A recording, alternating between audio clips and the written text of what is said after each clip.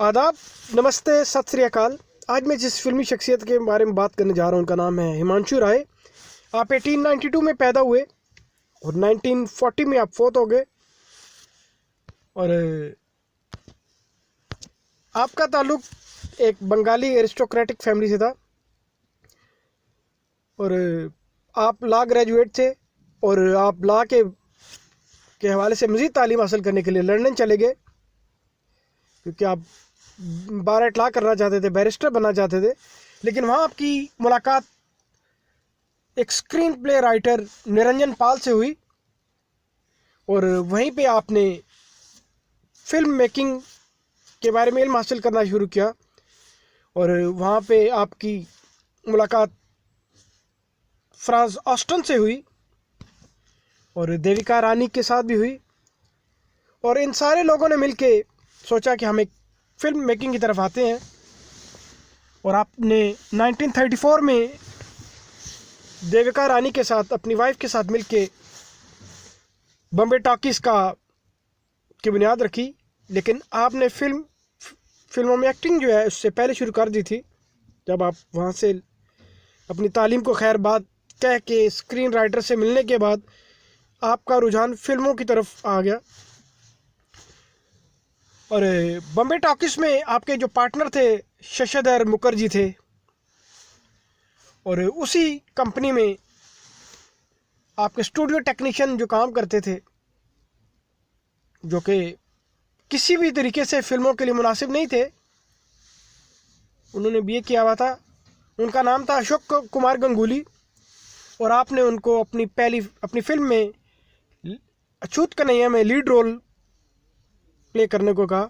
और इसके पीछे भी एक अलग कहानी है। और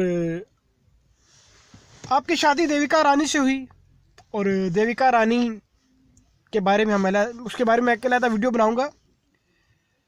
जब फिल्म की शूटिंग हो रही थी तो देविका रानी अपने को स्टार नजमुल हसन के साथ भाग गई, या उनका इरादा था कि उससे शादी कर लें। लेकिन इंडियन रिलीजन और उनके रस्म रिवाज के मुताबिक देविका रानी या हिमांशु राय में डिवोर्स नहीं हो सकती थी। और नजमुल हसन चाहते थे कि, इवन देविका रानी भी चाहती थी कि हमारी शादी हो जाए, लेकिन बड़ी मुश्किल से ये फिल्म से भाग गई। और उसके बाद अशोक कुमार को इनके अगेंस्ट हीरो रखा गया और वो फिल्म बनी और आप दोबारा आके हिमांशु राय के साथ रहने लगी। और दिगर जो तफसील है वो देविका रानी की मैं बाद में बताऊंगा। अब मैं आपको बताता हूँ कि हिमांशु राय ने कौन कौन सी फिल्म में काम किया। इनकी मूवीज़ की फहरिस्त तो बहुत लंबी है, लेकिन एज एक्टर इनकी पहली फिल्म थी प्रेम संन्यास, जो 1925 में रिलीज़ हुई। उसके बाद आपने एक फिल्म लिखी भी अछूत कन्हैया, जो 1936 में रिलीज़ हुई, जिसमें अशोक कुमार हीरो थे और देविका रानी हीरोइन थी। फिर आपने एक फिल्म में हीरो का कैरेक्टर प्ले किया, शिराज, 1928 में बनी। फिर प्रपंचा पाश, जो 1929 में बनी, थ्रो ऑफ डाइस। कर्मा, जो 1933 में रिलीज हुई। ये वो मूवीज़ हैं जिनमें आपने एज एक्टर प्ले किया। अब आते हैं उन फिल्म्स की तरफ जो फिल्म आपने प्रोड्यूस की। कंगन, जो 1939 में रिलीज़ हुई। इज़्ज़त, 1937 में।